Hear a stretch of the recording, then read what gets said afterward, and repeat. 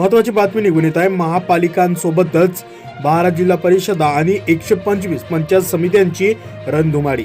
सर्वोच्च न्यायालयाच्या आदेशानुसार राज्यातील सर्व स्थानिक स्वराज्य संस्थांच्या सार्वत्रिक निवडणुका आता राज्यातील 29 महापालिकांसोबतच 12 जिल्हा परिषदांच्याही निवडणुका घेण्याची चाचपणी निवडणूक आयोगाने सुरू केली आहे। सर्वोच्च न्यायालयाच्या आदेशानुसार राज्यातील सर्व स्थानिक स्वराज्य संस्थांच्या सार्वत्रिक निवडणुका 31 जानेवारी पर्यंत पूर्ण करण्याची जबाबदारी राज्य निवडणूक आयोगावर आहे।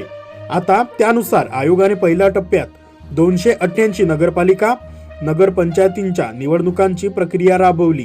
मात्र काही नगरपालिकांची निवडणूक न्यायालयीन वादात सापडल्याने पुढे ढकलण्यात आलेल्या 24 नगरपालिका आणि 154 सदस्यांची निवडणूक येत्या 20 डिसेंबरला होणार आहे। नंतर निवडणुकीच्या दुसऱ्या टप्प्यात 32 जिल्हा परिषद आणि त्या अंतर्गत पंचायत समित्या तर तिसऱ्या टप्प्यात 29 महापालिकांच्या निवडणुका घेण्याची तयारी आयोगाने केली होती। मात्र ओबीसींना सरसकट 27% आरक्षण देण्याचा वाद न्यायालयात पोहोचल्यानंतर सर्वोच्च न्यायालयाने सुरुवातीस सर्व स्थानिक स्वराज्य संस्थांच्या निवडणुका 50% आरक्षण मर्यादेतच घेण्याचे आदेश दिले। मात्र कालांतराने 50% मर्यादेचे उल्लंघन झाले असताना नगरपालिका नगरपंचायती आणि नागपूर चंद्रपूर महापालिकेच्या निवडणुका न्यायालयीन अंतिम निर्णयाच्या अधीन राहून घेण्याचे आदेश सर्वोच्च न्यायालयाने दिले आहे।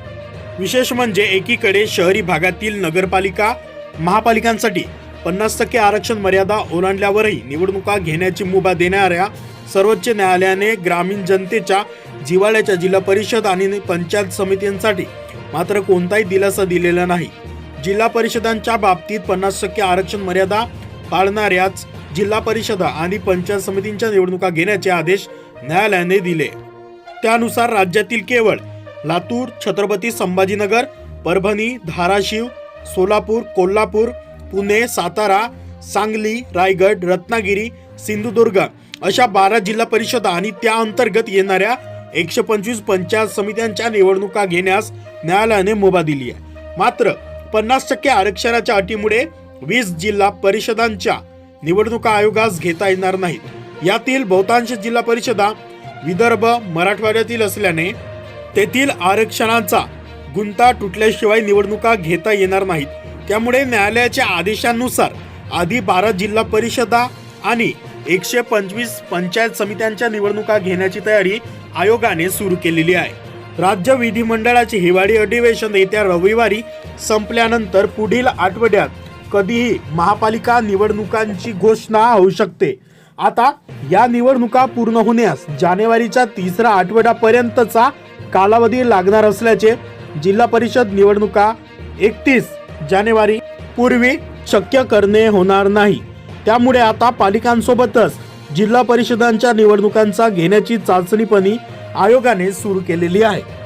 पालिका निवडणुकांचा कार्यक्रम घोषित करताना जिल्हा परिषदेचाही निवडणूक कार्यक्रम घोषित केला जाणार असून मतदानाची तारीख मात्र वेगवेगळी असेल।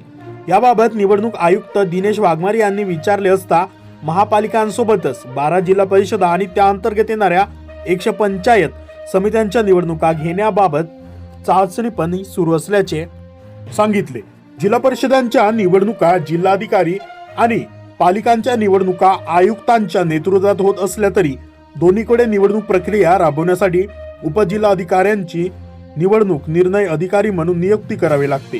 त्यामुळे दोन्ही निवडणुकांसाठी आवश्यक मनुष्यबळ आणि पोलीस यंत्रणा यांचा आढावा घेऊन 2-4 दिवसात दोन्ही निवडणुका एकत्रित घेण्याबाबत निर्णय घेतला जाईल अशी माहिती त्यांनी दिली।